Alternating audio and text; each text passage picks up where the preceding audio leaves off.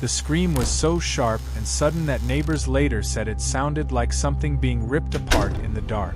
It came from the small apartment on Lancaster Boulevard where Sheila Cabrera lived with her 3 children.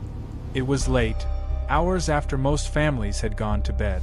The building was quiet, the street was quiet, and the desert air outside was so still it felt like the whole town had paused. But inside Sheila's apartment, something terrifying was happening. Something no one would understand until it was too late. A loud crash shook the walls, like furniture tipping over or someone slamming hard into it. A child's voice shouted, "Mom? Mom!" Then there was silence. A deep, heavy silence.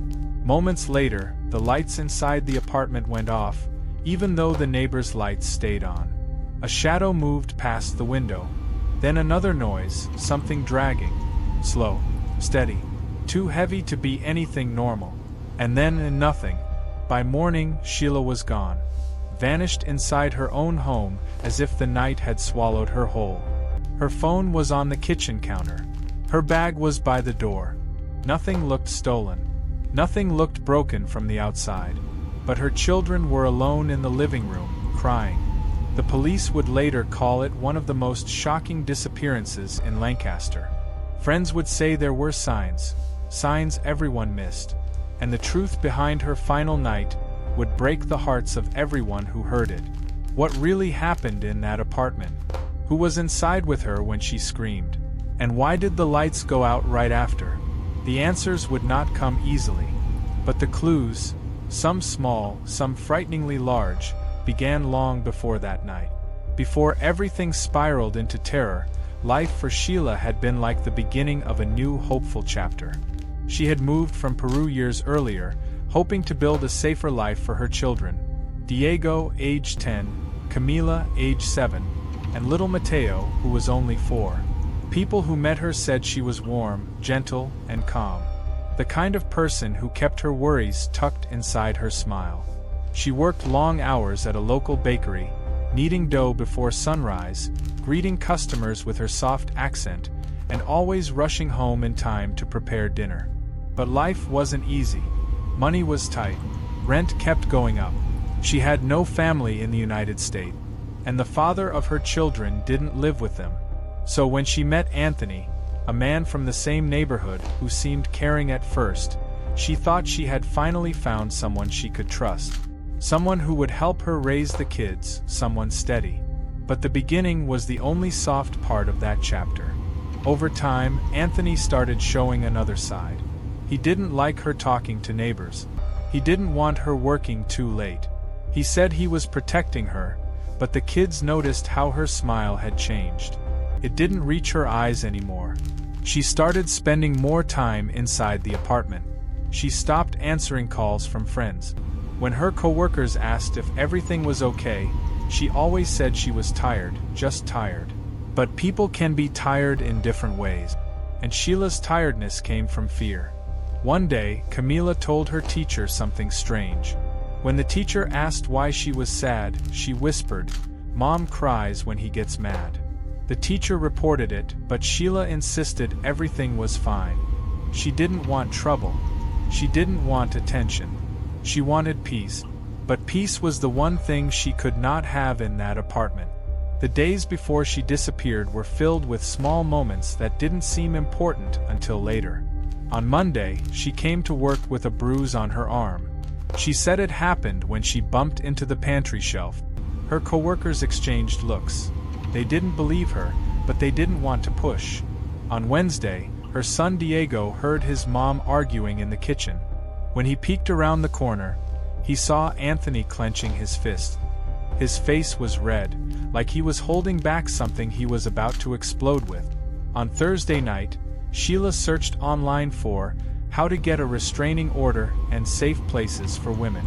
She never got to finish that search, because Friday was the night everything happened. That Friday felt normal when it began. The sun was bright, kids were playing outside, and Sheila was cleaning the apartment like she always did on her day off. The scent of lemon cleaner filled the rooms. She opened the windows to let in the warm air.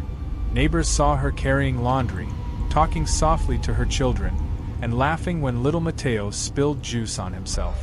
She looked tired, but she looked like she was trying. Always trying. But around 6 p.m., a neighbor saw Anthony arriving. He wasn't smiling. His shoulders were tense. He walked into the building quickly, not greeting anyone. Sheila's face changed when he entered the apartment. She wasn't expecting him. Her children felt the shift immediately. They could sense when the air in the room changed. They went quiet. Dinner was silent. No jokes. No stories. The kids ate quickly. After they went to bed, the arguing started.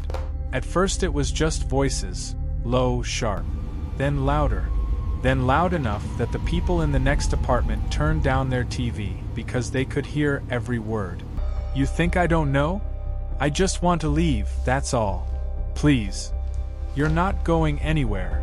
A door slammed. Something hit the floor. The kids woke up and huddled together. Around 11 p.m., the building was quiet again. Anthony left the apartment briefly. No one knows where he went during that time. But he came back, minutes before the scream. The police would later say the timeline of that night was tight and chilling. Everything happened between 11:17 p.m. and 11:49 p.m., according to neighbor statements and a camera down the street. Inside the apartment, Sheila tried to call someone, maybe for help, maybe just for comfort, but the call never connected. Her phone screen later showed, attempted call, 11:21 p.m. The kids were awake. They heard everything. They heard footsteps moving fast. They heard a chair break. They heard breathing that didn't sound normal. And they heard their mother say, "Please," not in front of them. Then came the scream that shook the whole building. Not a short scream. Not a startled scream. A deep, terrified scream. Seconds later, the lights went out. Not the whole building, just Sheila's apartment. The hallway camera caught Anthony stepping into the hall for a moment. Just a shadow, but enough that investigators later froze the frame and studied it. Then he went back inside. What happened in the next 15 minutes would only be guessed at later. But it was enough to make even the officers who worked the case say they couldn't sleep for days. Inside, something heavy moved along the floor. Something was dragged. Then there was silence, and Sheila was never seen again. When morning came, the kids were found alone, confused, scared, and asking for their mom. They said she had been there the night before. They said she screamed. They said the lights turned off. They said Anthony left before the sun came up. But when neighbors went to check, the door to the apartment was half open. The living room was messy. A lamp was knocked down. A plate was broken. And Sheila was gone. Her shoes, still by the door. Her purse, still on the counter. Her keys, hanging on the hook like always. Nothing was taken. Nothing looked like a robbery. Nothing explained how someone could vanish in their own home without anyone seeing them leave. By the time police arrived, the neighbors were gathered outside, whispering, shaking their heads, asking the same question. How does a mother disappear in her own apartment without a trace? But that morning held one more surprise. One more detail no one expected. Something that turned a simple missing person report into something far darker. Because behind the couch, hidden from view, officers found something that made them stop cold. Something that made them call for backup immediately. Something that showed Sheila's disappearance was not an accident. It was a warning. And it changed everything. What they found would become the key to the entire case. When the officer kneeling behind the couch spotted the small object tucked into the shadows, he froze. His flashlight beam shook a little as he leaned closer, calling out to his partner in a tight voice. "Hey, come look at this." The second officer hurried over, thinking maybe it was just a toy one of the kids dropped or a broken piece of furniture. But when he saw it, he inhaled sharply. It was a blood-stained hair tie, bright red, fresh, and wrapped tightly around several strands of long dark hair. Hair that looked exactly like Sheila's. The room went silent. The officers exchanged a look that said everything without a single word. Something violent had happened here. Something serious. Something that turned this from a missing person case into a possible crime scene. One officer quickly radioed the station. "We need detectives here, ASAP. Possible evidence of assault. Scene not secure." The kids, Diego, Camila, and little Mateo, watched from the hallway, still in their pajamas, confused and scared. "Is our mom coming home?" Diego asked, trying to sound brave even though his voice trembled. The officer didn't know how to answer. Instead, he placed a gentle hand on Diego's shoulder and said, "We're going to find her. I promise." But inside, he wasn't sure at all. Not after finding that hair tie. Not after hearing the neighbors talk about a terrible scream. Not after seeing how the apartment looked like a storm had passed through only one room. There was more to this. Something deeper. Something hidden. And the truth was just beginning to show itself. Detectives arrived within 20 minutes. 2 men and 1 woman, all wearing gloves and calm expressions. The kind of calm that comes from years of seeing things most people never want to imagine. Detective Harris, the lead investigator, stepped inside slowly, absorbing every detail of the small apartment. The broken lamp, the dent in the wall, the trail on the floor that looked like something heavy had been dragged. He knelt beside the hair tie and whispered, "This was pulled out during a struggle." Then he looked toward the children. Fear shined in their eyes, and they held onto each other tightly. "Let's get them somewhere safe," he told one of the officers. "Someplace quiet." The kids were taken to a neighbor's apartment, away from the chaos. But even from there, they could hear the sounds of footsteps rushing in and out of their home. While detectives worked inside, police questioned neighbors. One neighbor, Mrs. Owens, said she heard the scream around 11:30 p.m. Another said she heard a man's voice yelling. Another mentioned seeing a shadow move past the hallway window. But the most troubling detail came from a neighbor living on the floor below. "I heard footsteps after the scream," he said. "Slow ones, going back and forth. Then it sounded like something dragged across the floor. It wasn't furniture. It sounded heavier." Detective Harris scribbled the details in his notebook. Every word mattered. "Did you see anyone leave the apartment?" "No," the neighbor said. "But the lights went off.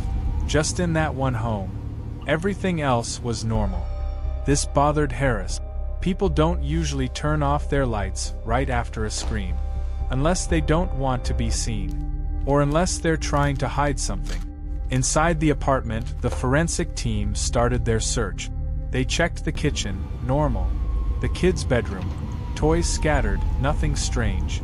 The hallway, small scratch marks on the wall like someone brushed against it too hard. The bathroom, a towel on the floor, and 1 drop of blood near the sink. Just 1 drop, but that single drop could tell a story. "Baggett," one of the technicians said. "The living room was the worst part. The broken plate, the knocked over furniture, the long scrape mark on the floor leading toward the hallway." Detective Harris followed the mark with his eyes. It went from the living room to the hallway, then turned sharply toward the master bedroom. That bedroom door was closed. "Everyone step back," Harris said quietly. He pushed the door open slowly. The room looked calm at first glance. Bed neatly made. Curtains still open. A soft blanket folded at the foot of the bed. But then he spotted something odd. The rug near the bed was crooked, like it had been moved in a hurry. He bent down and lifted it. Under the rug, he found a fresh smear of blood. Not a lot, but enough. Enough to show Sheila was hurt. Enough to show someone tried to hide it. His stomach tightened. This was no simple disappearance. This was no accident. Someone wanted Sheila gone. And they didn't want anyone to know what happened in that room. While detectives were still searching, the kids were questioned gently by a trained child interviewer. Little Mateo said, "Mommy was crying last night." Camila said, "She told us to stay in the room." But Diego, older, more aware, said something the detectives would not forget. "He came back," Diego whispered, "after he left the first time. He came back and he was angry." "Who came back?" the interviewer asked. "Anthony." The room went quiet. Diego continued. "Mama told him she wanted to leave. She said she wanted us to be safe. What did Anthony say? He said, "You're not going anywhere." Detective Harris, who listened from outside the room, clenched his jaw. He had seen cases like this before. Cases where leaving was the most dangerous choice. Cases where someone believed they owned another person. And those cases almost never ended peacefully. Now Anthony was no longer just a person of interest. He was the last adult to see Sheila alive. He argued with her hours before she vanished. He left the apartment before sunrise. And he was gone. Nowhere to be found. His phone off. His car missing. He ran. People only run when they have something to hide. Detective Harris ordered officers to start searching the area around the apartment complex. The dumpsters, the bushes, the nearby alley. They found nothing. Not at first. But at 3:17 p.m., an officer called out, "Detective, over here." He pointed to a small patch of dirt near the edge of the parking lot. Something shiny stuck out of the ground, half buried, as if dropped in a hurry. Harris picked it up with gloves. It was Sheila's necklace, the one she wore every day, the one she never took off, the one her children said she was wearing the night before. He felt a cold shiver crawl up his spine. Sheila didn't leave this behind willingly. Someone ripped it off. Someone dropped it. Someone made a mistake. But that wasn't the only mistake. Because a dog walker passing near the far side of the apartment complex said something that made Harris stop in his tracks. "I saw a car around 4 a.m., the woman said. A dark SUV. It was parked near the bushes. A man was loading something into the back. Looked like something long. Like a roll of carpet or something wrapped." "Did you see his face?" Harris asked, heart pounding. The woman nodded slowly. "Yes. I know him. It was Anthony." The world seemed to hold its breath. This was no longer a missing person case. This was no longer a question of what happened. It was now a race. A race to find Sheila before something worse happened. A race to find Anthony before he disappeared forever. Detective Harris ordered every available patrol car to spread out across Lancaster. Search the roads. Search the gas stations. Search the highways. Because now they had a suspect, a timeline, evidence, and a witness. But the most shocking discovery of the day hadn't been made yet. Not until one officer checked the security camera of a small store a block away. He brought the footage to the detective. "Sir, you need to see this." Harris leaned over the laptop as the video played. The timestamp read 2:46 a.m. A dark SUV drove past the store. The headlights flashed, and in the passenger seat, in the split second of light, was a shape, a human shape, slumped, not moving, wrapped in something, and it wasn't Anthony. Detective Harris's blood ran cold. He zoomed in, breath held tight. The shape, the hair, the outline, it looked like a woman. The detective stared at the screen, jaw tightening. "Dear God," he whispered. "Is that Sheila?" The room was silent. Everyone watching the footage felt the same chill. But the truth would become even darker. Because just seconds later in the video, something happened that no one expected. The SUV slowed. The passenger's head shifted. Just an inch. Barely visible. But it moved. Which meant only one thing. Sheila might still be alive. The room went silent as the grainy security footage looped over and over. Each time, Sheila's faint movement became harder to deny. Her head dipped just slightly, almost like someone who was trying to stay awake, or someone drifting in and out of consciousness. Detective Harris leaned in closer, eyes narrowed, his jaw tight. "That wasn't a trick of the light," he said quietly. "She moved. She's alive in this footage." One of the officers swallowed hard. If this is 2:46 a.m., then she was still alive hours after the scream. The thought hit everyone at once. The dragging sound, the lights going off, the movement in the hallway, the dark SUV leaving before sunrise. Sheila hadn't vanished into thin air. She had been taken, and the person who took her wasn't trying to hide that she was injured. He was trying to hide that she was still alive. Harris exhaled slowly, the weight of what this meant sinking in. "We're not searching for a body," he said. "We're searching for a living victim." The team sprang into action, adrenaline replacing the heavy dread that had filled the apartment all morning. Officers spread maps across the kitchen counter.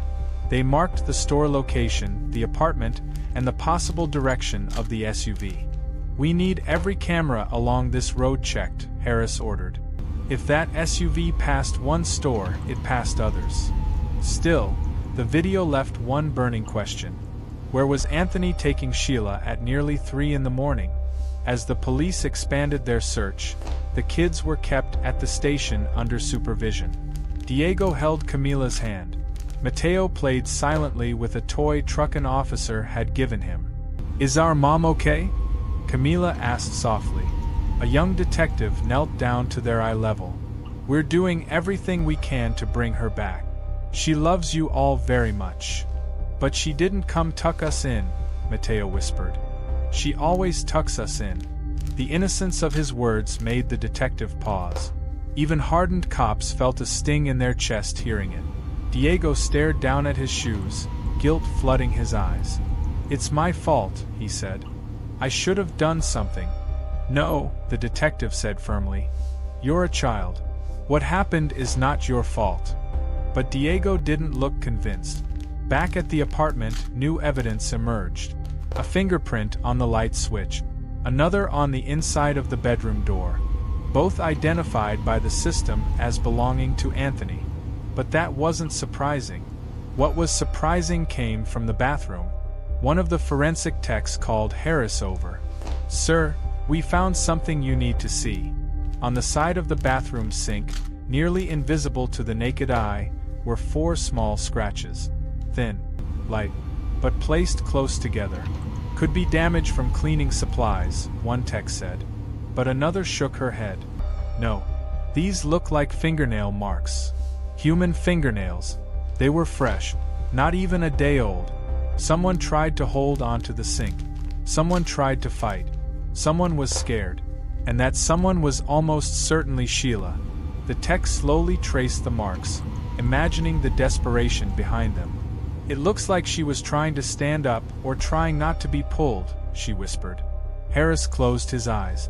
Every new detail painted a clearer picture, and it was getting harder to think Sheila left that apartment willingly.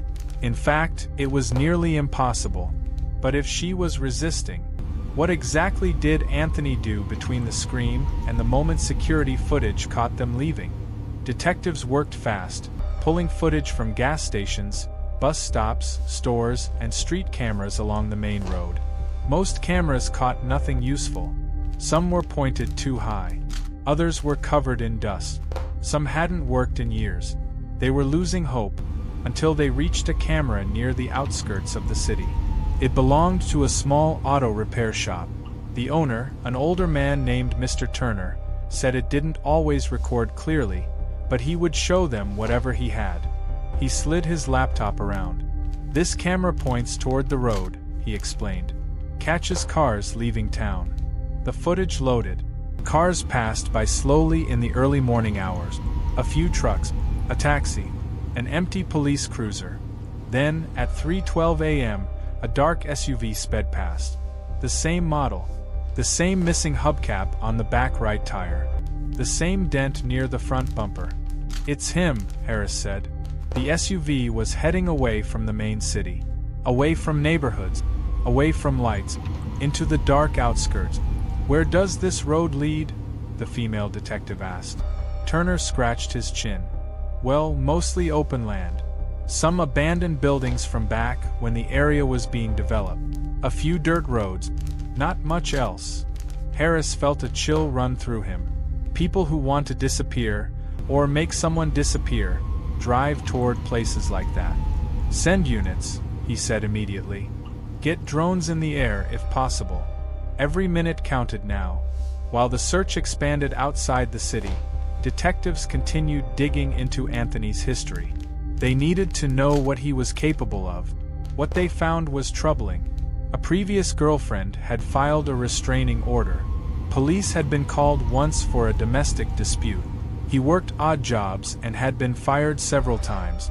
Neighbors described him as nice at first, then different. And one detail stood out. He was familiar with the isolated areas outside of Lancaster. He had gone camping out there. He once lived near an abandoned construction site. Harris underlined that note in red ink. That might be where he took her, he said softly. But then something unexpected happened. Around 5 p.m., the front doors of the police station swung open. A woman rushed inside, out of breath, panic in her eyes. She was clutching her phone like it was the only thing keeping her steady. "I need to talk to whoever is handling the Sheila Cabrera case," she cried. The officers brought her to Harris. "My name is Elena," she said, chest still rising and falling fast. "I'm Sheila's coworker. I know something. I didn't think it mattered yesterday, but now I think it could be important." "Tell me everything," Harris said. She nodded quickly. "Yesterday, during lunch, Sheila told me she was planning to leave him. She said she had a plan. She said she had documents. She said she finally had what she needed to protect the kids." "What kind of documents?" Harris asked. "I don't know, but she said they proved something. Something about Anthony." "Did she say where she kept these documents?" Elena thought for a moment. "She said she hid them somewhere safe. Somewhere he'd never think to look." Harris stood abruptly. If Sheila had evidence against Anthony, that could be the motive. Something worth silencing her over. Something worth keeping her from sharing. But if she hid them, somewhere he'd never think to look. Where? The apartment had been searched already. Unless... Harris's eyes widened. Unless she didn't hide them inside the apartment. "Get the team back there," he ordered. "Search outside.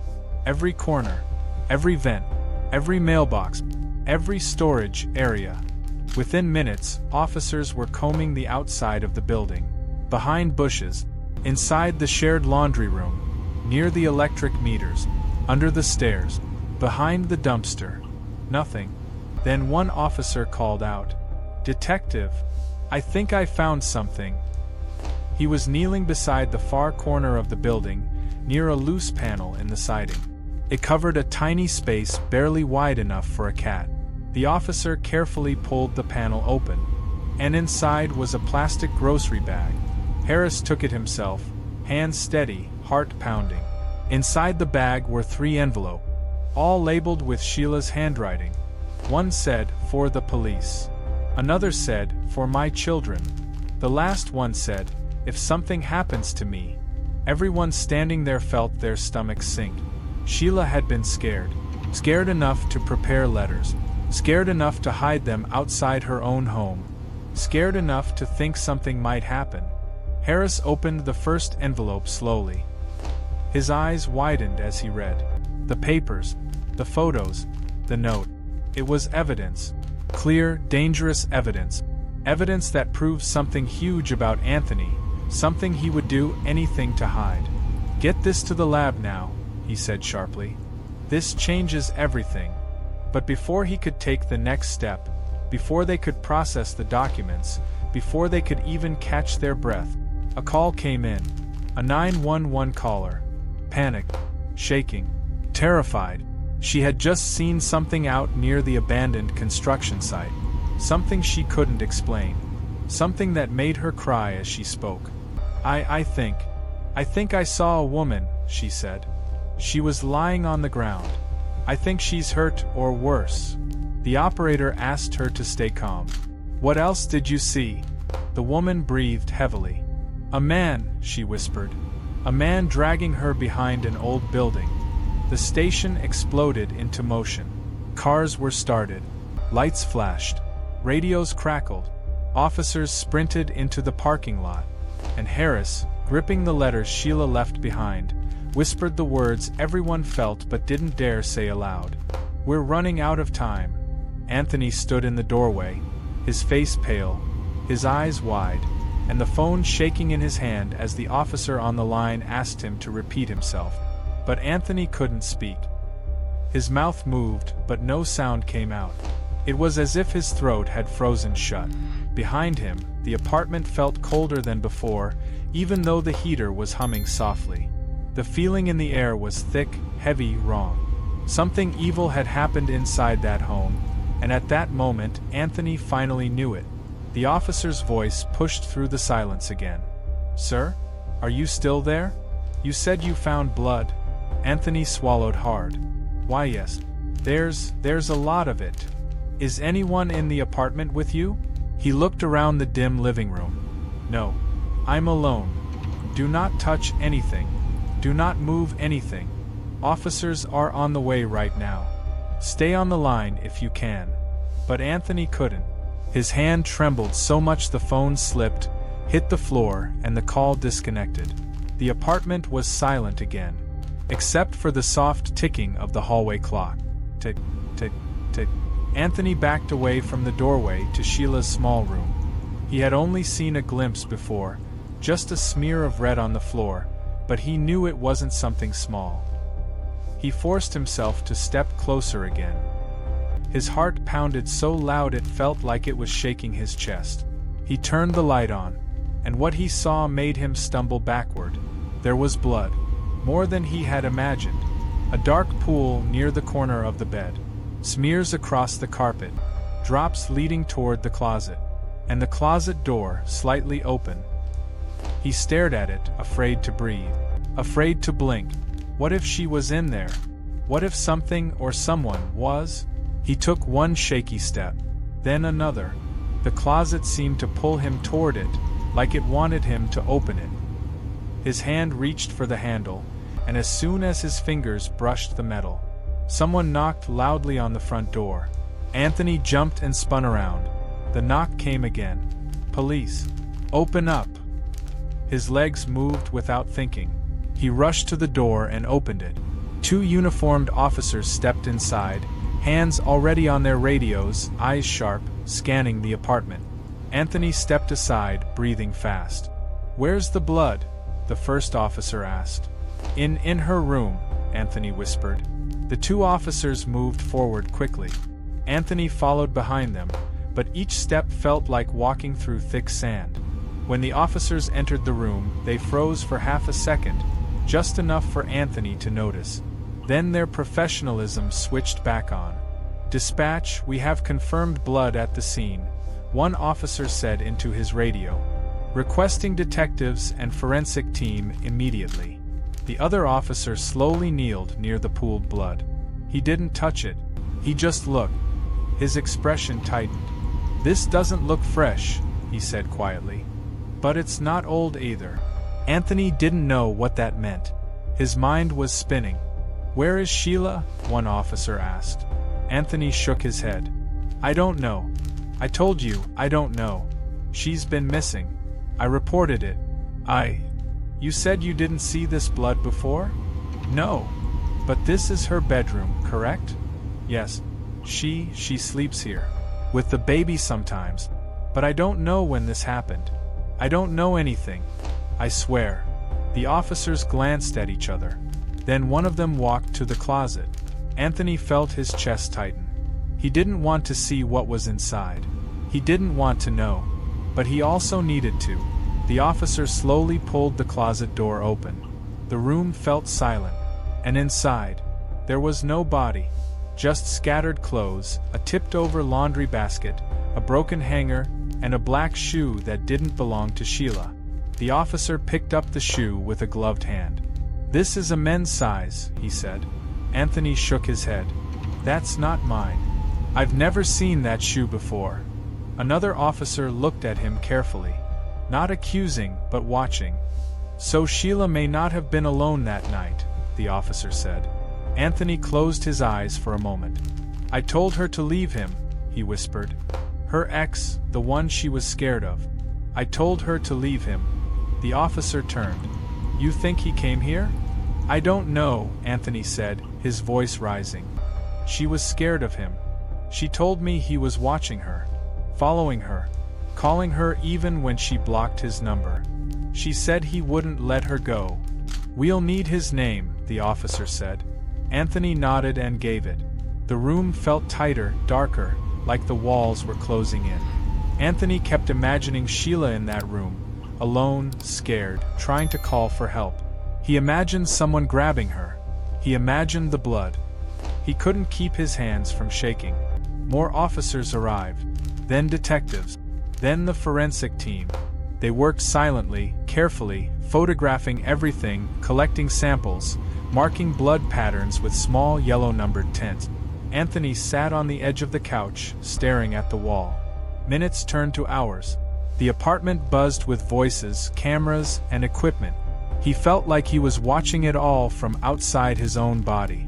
A detective finally approached him. "Anthony, right?" He nodded. "I'm Detective Lewis," she said, pulling a chair in front of him. She spoke softly but directly. "We need to go through everything you know. Everything Sheila told you. Especially in the days before she disappeared." Anthony took a deep breath. "She told me she felt watched," he said. "She said the ex kept showing up near her job. She said he sent messages from different numbers. She said she felt something was coming." "What do you mean by something?" the detective asked. She didn't know. She said her stomach felt wrong, like danger was close. Detective Lewis nodded slowly, taking note. "Did she say he threatened her?" "Yes," Anthony whispered. "Many times." The detective looked at him carefully. "Why didn't you tell us this before?"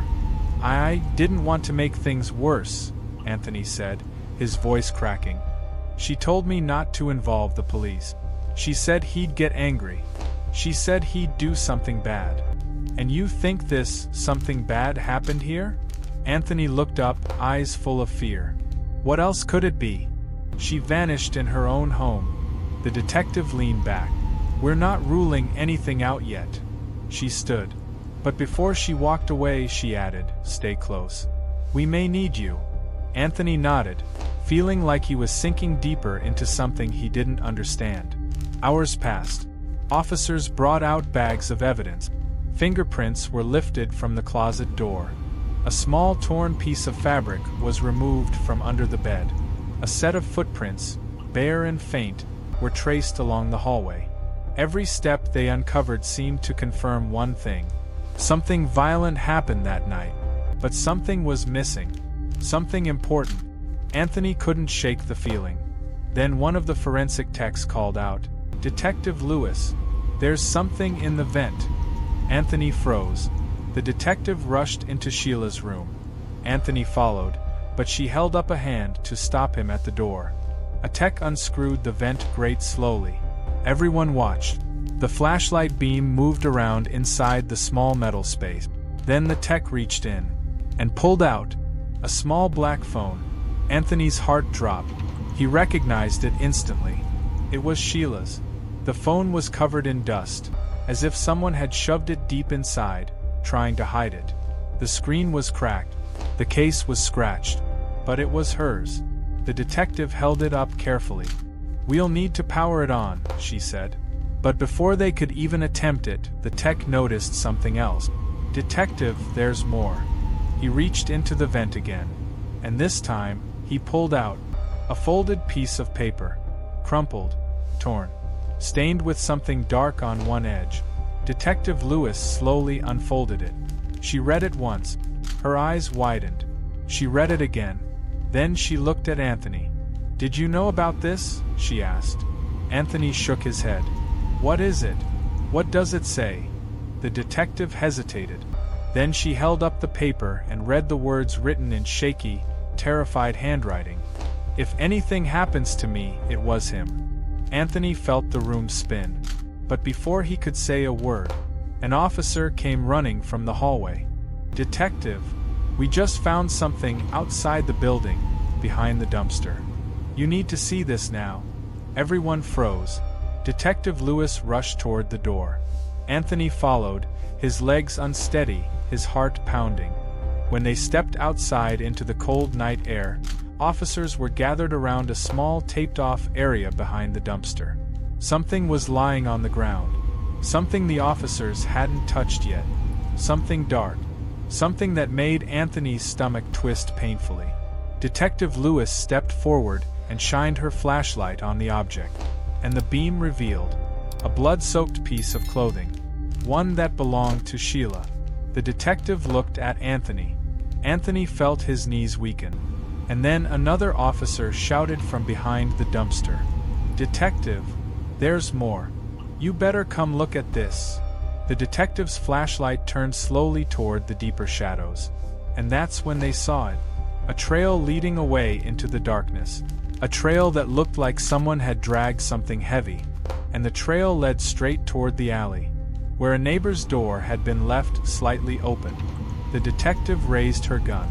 "Everyone back," she said. "We don't know who's inside." Anthony's breath caught in his throat. Something or someone was waiting in that dark alley. And the truth behind Sheila's final night was finally starting to show itself. But what they found inside that alley would change everything. The alley was narrow, shadowed, and silent, except for the distant hum of traffic along Lancaster Boulevard.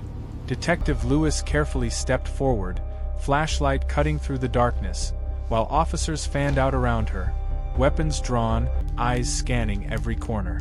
Anthony followed behind, his face pale, hands trembling, knowing this was the moment all the fear of the night had been leading up to. He didn't speak. He couldn't. Every step felt heavier, as if the darkness itself was pressing down on him. Then they saw it, the trail of blood. It started near the dumpster where Sheila's blood-soaked clothing had been found. The red smear continued across the cracked pavement, leading toward a rusty metal door that appeared to belong to an old storage shed behind the apartment complex. The door hung slightly open, creaking as the faint wind pushed against it. Detective Lewis gestured to the officers. "Cover all exit. I'm going in." She stepped forward slowly, flashlight held high. The beam illuminated broken crates, scattered cardboard, and shadows that stretched like dark fingers across the walls. Every step echoed, every sound felt amplified. Then, in the corner of the shed, she saw something that made her stomach twist. A figure curled on the floor. Detective Lewis called out, keeping her voice calm but firm. "Sheila, it's the police. Are you okay?" The figure stirred. Weakly, a hand moved toward the flashlight. A soft groan escaped. Then Sheila's face appeared. Her eyes were open, wide with fear, cheeks streaked with tears and dirt. She was alive, but barely. "Sheila!" one of the officers cried. They rushed forward to help her, gently lifting her into their arms. She clung weakly to one of the officers, shaking, mumbling words that were barely audible. "Anthony, the house." "I tried to leave," she whispered. Detective Lewis knelt beside her, taking in the scene. "You're safe now. You're safe." Sheila's children were still waiting at the apartment, unaware that their mother was finally found. An officer quickly called to bring them, and soon Diego, Camila, and Mateo ran into the alley, their small feet pounding against the pavement. Sheila looked up and faintly smiled through her tears. "My babies," she whispered, reaching out. Diego and Camila ran forward, hugging her tightly. Mateo stayed close to Camila, holding her hand. For the first time in hours, or maybe a day, they felt safe. Meanwhile, the detectives turned their attention to Anthony. He had been the last adult to see Sheila at the apartment, and now, with the truth coming to light, his role was becoming clearer. Detective Lewis asked sharply, "Anthony, explain why you didn't tell us everything. Why you waited until now." Anthony swallowed hard, tears forming in his eyes. I was scared. I didn't know what to do. I didn't touch her, I swear. I panicked." Detective Lewis nodded slowly. "Your panic didn't help. But we also found evidence that someone else was involved." She motioned to the officers who had been examining the shed. They had discovered tire tracks outside the alley, matching the dark SUV caught on security cameras. And inside the shed, near Sheila, were signs that someone had tried to restrain her. Rope marks on a crate, shredded fabric from her clothes, and fingerprints that did not belong to Anthony. Anthony's face turned pale. Another person?" "Yes," Detective Lewis said firmly. "We now know Anthony was present, but someone else. Someone she feared was behind the abduction. The person she warned you about, the one she was afraid of. He followed her, and that night, he put her in the shed to scare her, to control her. We found his DNA on the rope. Anthony's knees buckled slightly. Oh my God! With Sheila safely in the hands of paramedics, the team began combing the shed for more evidence. Among the crates, they found her bag that had been stolen from the apartment, her phone with messages pleading for help, and the letters she had hidden outside. Those letters contained names, addresses, and descriptions of the threats she had faced. The evidence was enough to identify the kidnapper. Her ex-boyfriend, Martin Hale, who had a history of stalking and controlling behavior. Police immediately circulated the information. Within 2 hours, Martin was located in a small, abandoned house a few miles away, trying to flee the city. Officers surrounded the building and arrested him without incident. He had no idea that Sheila had been rescued, that his plan had failed, that his control over her was over. Back in the alley, Sheila finally got a chance to sit down on a nearby curb. Officers wrapped her in blankets. Her children sat close, holding her hands. She was exhausted, battered, and terrified, but she was alive. Detective Lewis knelt beside her. "Can you tell me what happened?" Sheila nodded weakly. He came to my apartment," he screamed. "He wanted me to stay, to not call the police. I tried to hide, but he grabbed me. I fought. I screamed, but the kids were sleeping. He dragged me into his car, and I don't know how I stayed alive, but I did." Tears streamed down her face. "I thought I would never see them again." Detective Lewis held her hand gently. "You're brave. You did everything right. We're going to make sure he never hurts you again." Once Sheila and her children were taken to a safe location, officers processed the shed, the alley, and the surrounding area. Tire tracks and footprints were photographed and documented. Blood samples were collected. Every clue pointed to the same story. Sheila had been abducted, restrained, and hidden in the shed. She had been terrified, but she had survived. Her courage, her quick thinking, and her letters had helped authorities locate her before anything worse could happen. Anthony was interviewed further. It became clear that while he had not physically harmed Sheila, he had failed to protect her. His fear of Martin and his hesitation to alert authorities earlier had allowed the abduction to happen. Nevertheless, his cooperation in the aftermath helped police piece together the timeline. The police also recovered Martin Hale's cell phone, which contained text messages threatening Sheila, proving premeditation. His prior stalking history, combined with the evidence from the apartment, shed, and tire tracks, ensured that he would face serious charges. Over the following days, the story spread through Lancaster. Friends, neighbors, and co-workers were relieved that Sheila was safe. The children's school held a small gathering to welcome them back. Teachers praised Sheila's courage, emphasizing how she protected her children even under extreme danger. Forensic experts confirmed that Sheila's rapid thinking had saved her life. The hidden letters, the placement of her phone, and the clues she left behind allowed the authorities to narrow the search and locate her in time.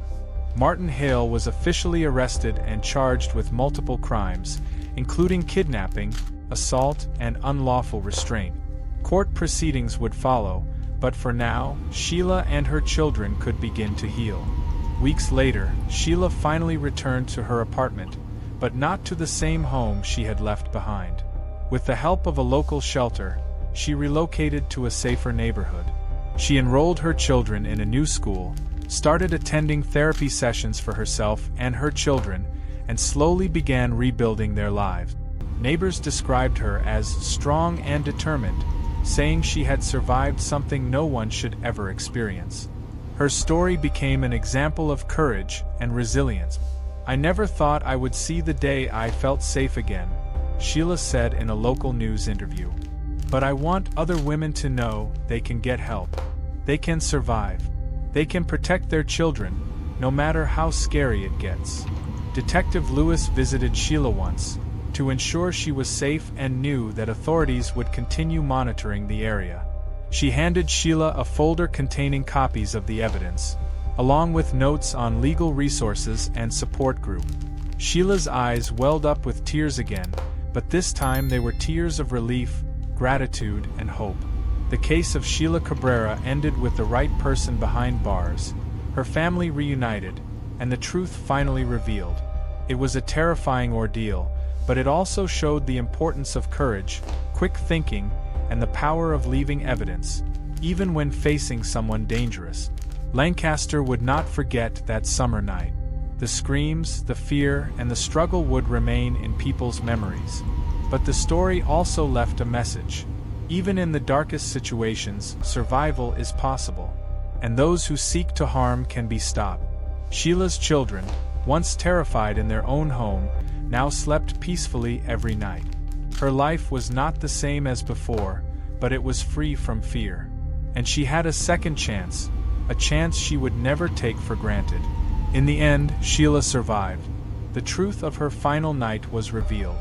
Justice was served, and the shadows that once haunted Lancaster were slowly lifted, leaving a community stronger, more aware, and ready to protect those who could not protect themselves.